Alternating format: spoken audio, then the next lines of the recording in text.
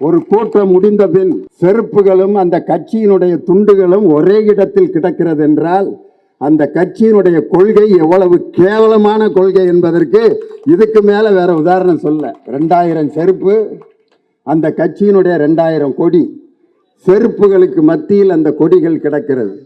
உடைந்த நாற்காலிகள், உடைந்த மனங்கள், கண்ணீரோடு மக்கள். இப்படியெல்லாம் கூட்டம் நடக்கும் பொழுது, தொடங்கும் போதே எவ்வளவு ஜனரஞ்சகமாக இந்த கூட்டம் தொடங்குது என்றால், இரவு நேரத்து மேடைகளை எல்லாம் பல்கலைக்கழகமாகவும் வகுப்பாகவும் மாற்றிய ஒரே இயக்கம் திராவிட முன்னேற்ற கழகம் என்ற இயக்கம் தான். இந்து சமய அறநிலைத்துறை அந்த அதிமுக ஆட்சியில் இருந்தப்ப சிலை கடத்தல் நடந்தது. சாமியை கடத்திருக்கப்ப அந்த சாமி என்ன யோசிச்சிருக்கோம், சாக்கில் வைக்கிறப்ப இந்த சிலையெல்லாம் தூக்கி வைக்கிறப்ப இந்த சாமி இப்படியே பார்த்துருக்கேன். டேய், என் முன்னாடி தானடா சூடம்லாம் கொளுத்துனீங்க, என் முன்னாடி தானடா எல்லா வேண்டுதலும் வச்சிங்க, எனக்கு படையெல்லாம் படைச்சிங்க, பெரிய சப்பரத்தில் வச்சு என்னை கூட்டிகிட்டு போனீங்க, இப்போ சாக்கில் கட்டி தூக்கிட்டு போறீங்களேடா அப்படின்னு அந்த சாமியெல்லாம் நினைக்கிறத பற்றி கூட கவலைப்படாமல் கோயில்களில் சிலை திருட்டுக்களும் சிலை கடத்தல்களும் நடந்து கொண்டிருந்த அதிமுக ஆட்சி என்ற இந்து சமய அறநிலைத்துறை அமைச்சர் யார் என்று இப்போ அதிமுக காரங்கள்ட்ட கேட்டால் கூட தெரியாது. ஆனால் இந்து சமய அறநிலைத்துறையை உலக புகழ்பெற்ற துறையாக மாற்றிய பெருமை எங்களுடைய அருமை அண்ணன் செயல்பாபு என்ற சேகர் பாபு அவர்களைத்தான் சார். அவருடைய சாதனைகளில் மிகப்பெரிய சாதனை என்னன்னா, இறைவனுக்கு பக்கத்தில் பெண் ஓதுவார்களை பாட வச்சாரு பாருங்க. உண்மையில அதுதான் இப்ப திராவிட மாடல் ஆட்சியில் நடந்த பெரிய சாதனை. 14/8/1922 கபாலீஸ்வரர் கோயில் அந்த இடத்தில் நடந்த விழாவிலே 21 பயிற்சி பெற்ற அர்ச்சகர்கள், அனைத்து ஜாதியினரையும் அர்ச்சகராக்கி அந்த 21 அர்ச்சகர்களை நியமித்தது ஒரு மாபெரும் புரட்சி. அதைவிட பெரும் புரட்சி இன்னைக்கு தோணுபுரீஸ்வரர் கோயில் மாடம்பாக்கம் அப்படிங்கிற ஊர்ல சுகாஞ்சனா என்ற ஒரு பெண் ஓதுவார் சிவபெருமான் சிலைக்கு பக்கத்தில் உட்கார்ந்து பெரிய புராணம் பாடலை பாடிக்கிட்டு இருக்கு. அந்த பெரிய புராணம் பாடல முன்னெல்லாம் அந்த ஓதுவார்கள் எப்படி பாடிட்டு இருந்தாங்க,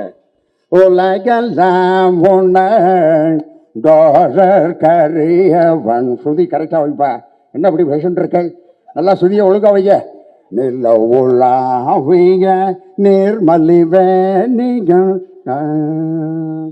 சுதியை கரெக்டா வையப்பா, அழகில் சோதையில் அம்பலத்தாடுவன் மலர் சிலம்படி வாழ்த்து வணங்குவோம். இப்படி பாடிக்கிட்டு இருந்த பாட்டை இன்னைக்கு அந்த தோணுபுரீஸ்வரர் கோயில்ல அதே சுகாஞ்சனா என்ற பெண் ஓதுவார், இந்த ராகத்துல தான் அந்த பாடல் பாட வேண்டும் என்று ஒரு நியதி இருந்தது. ஆனால் அந்த பெண் ஓதுவார் பூபால ராகத்துல அந்த பெரிய புராணத்தினுடைய முதல் பாடலை அந்த பெண் பாடுறா. உலகெல்லாம் உணர்ந்தோதற்கரியவன். சிவபெருமான் மகிழ்ச்சியா கேட்கிறார், என் வாழ்க்கையில் எத்தனையோ ஓதுவார்கள் என் முன்னால் பாடியிருக்கிறார்கள், என் தாயே வந்து பாடியது போல இருக்கிறதுன்னு சொல்லி ஒரு பெண் ஓதுவாருடைய பாடலை கேட்டு சிவபெருமான் மகிழ்ச்சி அடைந்து கொண்டிருக்கிறார். அந்த புரட்சியை செய்த ஒரு அற்புதமான ஆட்சி தான் நமது திராவிட மாடல் ஆட்சி. இன்னைக்கு நம்ம தலைவர் அவர்கள் இந்த திராவிட மாதம் என்று செப்டம்பர் மாதத்தை முப்பெரு விழா என்று ஏன் கொண்டாடுகிறோம்? செப்டம்பர் 15 பேரறிஞர் அண்ணாவின் பிறந்த நாள், செப்டம்பர் 17 தந்தை பெரியார் அவர்களின் பிறந்த நாள், திராவிட முன்னேற்ற கழகம் தோற்றுவிக்கப்பட்ட நாள். இந்த மூன்றையும் சேர்ந்துதான் முப்பெரு விழாவாக கொண்டாடுறோம். ஆனால் அதே செப்டம்பர் 13 ஒரு மாபெரும் புரட்சி, ஒரு மாபெரும் அற்புதமான விழா ஒன்று நேரு உள் விளையாட்டு அரங்கத்தில் நடைபெற்றது.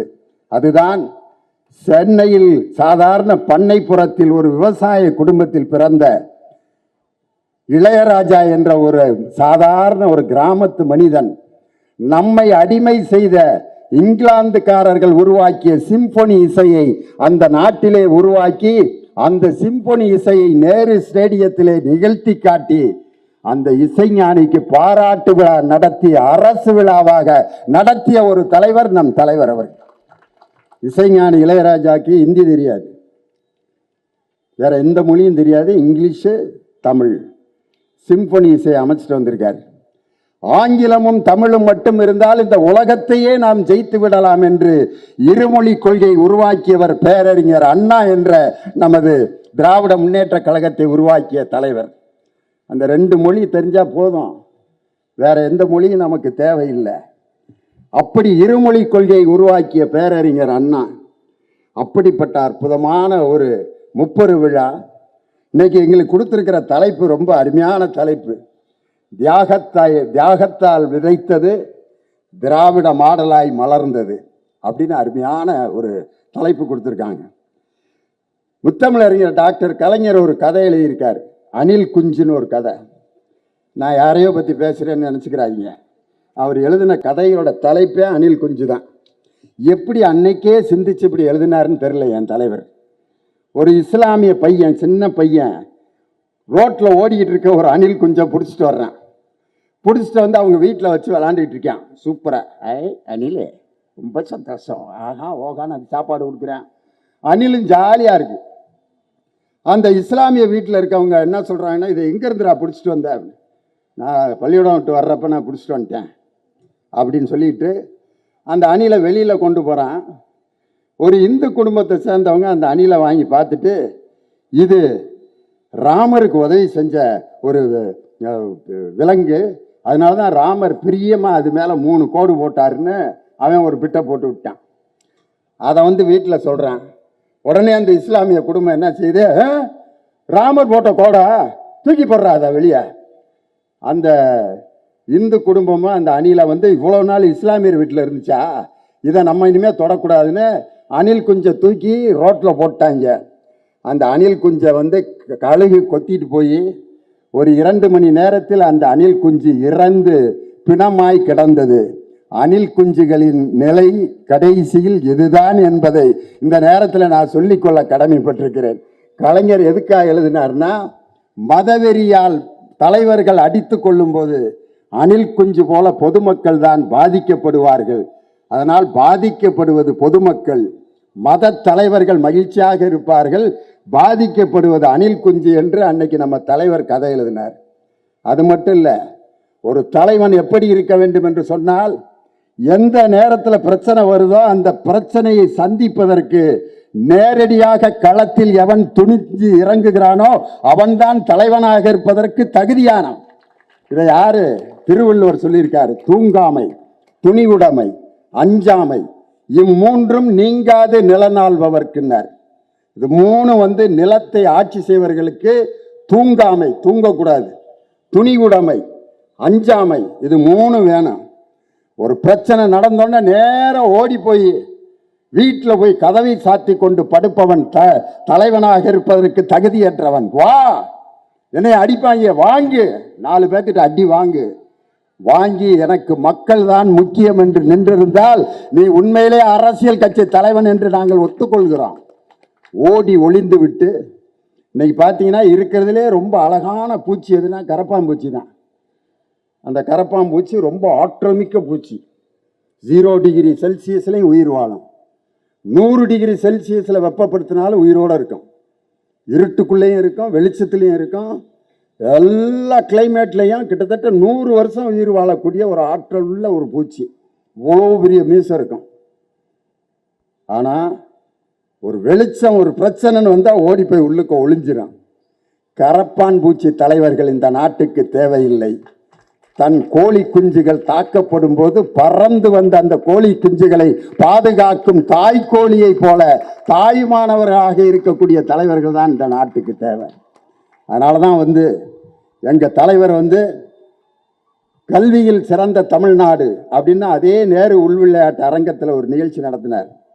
அதில் பார்த்தீங்கன்னா நம்ம நான் முதல்வன் திட்டத்தாலும் புதுமை பெண் திட்டத்தாலும் பலனடைந்தவர்கள் எப்படியெல்லாம் பேசினார்கள், அந்த விழா எப்படியெல்லாம் நடந்ததுங்கிறத நீங்கள் எல்லாரும் தொலைக்காட்சியில் பார்த்துருப்பீங்க. நம்ம சகோதரிகள் இங்கே உட்காந்துருக்கீங்க, நல்லா ரசிக்கிறீங்க. நல்ல ரசிகர்கள் யாருக்கும் எந்த கெடுதலையுமே பண்ண மாட்டாங்க. இந்த ரசிகாத ஆளு இந்த ஓ ஏன்னுக்கிட்டே இருந்தான்னா அங்கே மேட்ரு காலி ஆகுதுன்னு அர்த்தம். நான் நகைச்சுவையாக பேசும்போது சிரிக்கணும், நல்ல செய்தி சொல்கிறப்ப கைதட்டணும், ஒரு அழுகிற மாதிரி செய்தி சொன்னால் 2 சொட்டு கண்ணீர் குடிக்கணும். அதுதான் நீங்கள் செய்கிறது. நான் பேச ஆரம்பிக்கிறப்ப இருந்தே கைதட்டிக்கிட்டே இருந்தீங்கன்னு வச்சுக்கோங்க, என்னையும் தான் சந்தேகப்படுவாங்க. ஏதோ மண்டல்தனமாக பேசிகிட்டு இருக்கேன், அதனால தான் தொடக்கத்துல இருந்தே கைதட்டிக்கிட்டே இருக்காங்க. நான் பேச ஆரம்பிச்சதுலேருந்தே ஓ நல்லா இருக்கீங்களான்னு கேட்டா ஓ அப்படின்றாங்கன்னு வச்சுக்கோங்க, அங்கே ஒழுங்கு இல்லைன்னு அர்த்தம். நான் நகைச்சுவையாக பேசினா தான் நீங்கள் சிரிக்கணும்.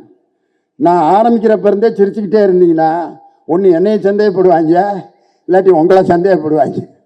இப்படி தான் ஒரு பாடகர் மேடையில் பாடிக்கிட்டு இருந்தார். முன்னால் ஒருத்தன் உட்காந்து தலையை ஆட்டுறான், அப்படி ஆட்டி ரசிக்கிறான். ஆஹா அப்படி தலையாட்டினான். அவன் தலையாட்டுறதை பார்த்துட்டு இன்னும் 2 பாட்டு 4 பாட்டு 5 பாட்டு பாடிக்கிட்டே இருக்காரு. தலையை ஆட்டிக்கிட்டே இருக்கான். ஆஹா இப்படி ஒரு ரசிகன் கிடைக்கிறதுக்கு கொடுத்து வச்சிருக்கோம்டான்னு பாடி முடிச்சு, கச்சேரிலாம் முடிஞ்சு இன்ஸ்ட்ருமெண்ட்டெல்லாம் பேக் பண்ணி எடுத்துகிட்டு போயிட்டு இருக்காங்க. அதுக்கப்புறம் தலையாட்டிக்கிட்டு இருக்கான்.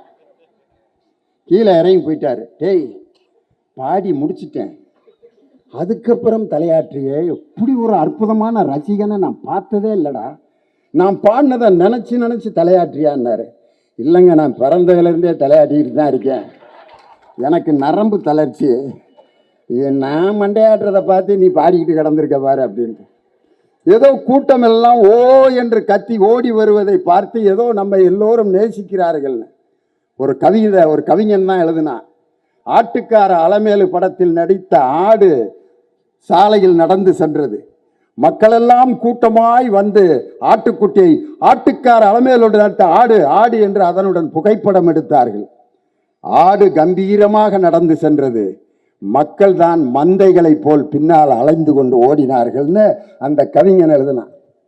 ஆட்டுக்கார அலமேலு ஆட்டுக்குட்டியை பார்க்கறதுக்கு மந்தையாக மக்கள் ஓடியத அந்த கூட்டம் இந்த நாட்டில் எதையும் சாதிக்க போவதில்லை. அன்னைக்கு கல்வியில் சிறந்த தமிழ்நாடு என்ற நிகழ்ச்சி நடக்கும் பொழுது அங்கே வந்த ஒரு பொண்ணு, பிரேமா அப்படிங்கிற பொண்ணு, நான் முதல்வன் திட்டத்தில் பயன்பெற்ற ஒரு பெண். நான் செகண்ட் இயர் படிக்கும் பொழுது எனக்கு நான் முதல்வன் திட்டத்தில் சேருவதற்கு வாய்ப்பு கிடைத்து அதில் மிகப்பெரிய ஒரு எக்ஸாம் எழுதி அதில் நான் பாஸ் ஆகி அந்த பயிற்சி எனக்கு கிடைக்கப்பட்டவுடன் அந்த பயிற்சியை முழுமையாக நான் படித்து கொண்டே வீட்டில் இருந்து கொண்டே அந்த பயிற்சியையும் பெற்றுக்கொண்டு படித்து முடித்தோன்னே எனக்கு வேலை கிடச்சிருச்சு. இன்னைக்கு நான் சம்பளம் வாங்கி அந்த சம்பளத்தை கையில் வச்சுருக்கேன். ஒரு அனுமதி கொடுத்தீங்கன்னா, முதல்வர் உட்கார்ந்துருக்காரு முன்னால், எங்கள் அப்பாவை கூட்டிகிட்டு வந்து எங்கள் அப்பாவுக்கு இந்த சம்பளத்தை எங்கள் அப்பா கையில் நான் கொடுக்கணும் அப்படின்னு சொல்லி அந்த தென்காசியை சேர்ந்த பிரேமாங்கிற பொண்ணு தான் வாங்கிய சம்பளத்தை தன் தந்தையிடம் கொடுக்கும்போது அந்த தந்தை ஒரு வாக்கியம் சொன்னான். போட்ட பிள்ளைகளெல்லாம் படிக்கக்கூடாதுன்னு சொல்லி கட்டி கொடுக்க சொல்லி போட்டாங்க. போட்ட பிள்ளைகளை படிக்க வைக்கக்கூடாது, கட்டி கொடுக்கணும்னு சொல்லி போட்டாங்க. ஆனால் நான் பல எதிர்ப்பை மீறி என் பிள்ளை 3 நாள் சாப்பிடாம இருந்துச்சேனே காலேஜில் சேர்க்கணும்னு சொல்லி, அவள் பட்னி கிடக்கக்கூடாதுன்னு என் பிள்ளைய காலேஜில் சேர்த்தேன். இன்னைக்கு முதலமைச்சர் முன்னாடி என் பிள்ளை கையில இருந்து எந்த சம்பளத்தை நான் வாங்குறேன்னா இந்த புரட்சி வேற எந்த ஆட்சியிலும் நடைபெற்றதில்லை. அதுதான் திராவிட மாடல் ஆட்சி. இன்னொரு பொண்ணு ரம்யா அப்படின்னு ஒரு பொண்ணு, அது பார்த்தீங்கன்னா மேடையில் இதே மாதிரி நான் முதல்வன் திட்டத்தில் பயன்பெற்று நான் அதில் கிடைச்ச அந்த காசை வச்சு எங்கள் அம்மாவுக்கு காது கேட்காது, அந்த காது கேட்காத கருவியை எங்கள் அம்மாவுக்கு நான் பொருத்தி இன்னைக்கு நான் பேசுகிறத எங்கள் அம்மா கேட்டுட்டு இருக்காங்க. எங்கள் அப்பா அம்மா தயவுசெய்து இந்த கூட்டத்தில் இருந்தால் எந்திரிங்கன்னு சொன்னோன்னே அவங்க 2 பேரும் கண் கலங்கி அழுது அந்த குழந்தை சொல்லிச்சு, ஆம்பளை பிள்ளைன்னு கவலைப்படாதீங்க, நான் உங்களை கஷ்டப்படாமல் கடைசி வரைக்கும் காப்பாற்றுவேன்னு சொல்லி அத்தனை ஆயிரம் மக்களுக்கு மத்தியில் ஒரு பெண்ணை தன்னம்பிக்கையோடு நிற்க வைத்த நான் முதல்வன் என்ற திட்டத்தை அறிமுகப்படுத்திய இந்தியாவின் ஒரே முதலமைச்சர் நம் தமிழ்நாடு முதலமைச்சர். இன்னொன்று புதுமை பெண்கிற திட்டத்தில் சுப்புலட்சுமின்னு ஒரு பெண், அந்த பெண் நான் கணக்கு வாத்தியார் ஆகணும் அப்படின்னு சொன்ன உடனே நம்ம தலைவர் கண் கலங்கி அந்த குழந்தைய மேடையிலிருந்து வர வச்சு தான் கையெழுத்து போடுகின்ற முதலமைச்சர் கையெழுத்து போடுற பேனாவை எடுத்து அந்த குழந்தைக்கு கொடுத்து தன் உச்சி முகந்து முத்தம் கொடுத்து நீ கணக்கு வாத்தியார் ஆகணும் அப்படிங்கிறதுக்கு என்னுடைய வாழ்த்துக்கள் தன் பேனாவை கொடுத்த முதலமைச்சர். இதுதாயா உண்மையான மக்கள் மீது வைத்திருக்கக்கூடிய பண்பு, பாசம். ரோட்ல ஒருத்தன் நடந்து போறப்ப மயக்கம் போட்டு விழுந்துட்டான், ஒருத்தன் சைக்கிள் எடுத்துட்டு வந்தவன் மயக்கம் போட்டானா, ஐயோ சோடா வாங்கடா, சோடா வாங்கடான்னு ஒருத்தன் வாங்கிட்டு போவான். வேகமாக ஓடி போய் வாங்கிட்டு வந்துட்டான். வாங்கிட்டு வந்த சோடாவே இவன் குடிச்சிட்டு பேசாமல் போயிட்டான். டேய், மயக்கம் போட்டு அவன் விழுந்திருக்கான், சோடாவை நீ ஏன்டா குடிச்சிட்டு போற? எனக்கு யாராவது மயக்கம் போட்டு விழுந்ததை பார்த்தாலே எனக்கு கிருகிருன்னு வரேன். அதனால தான்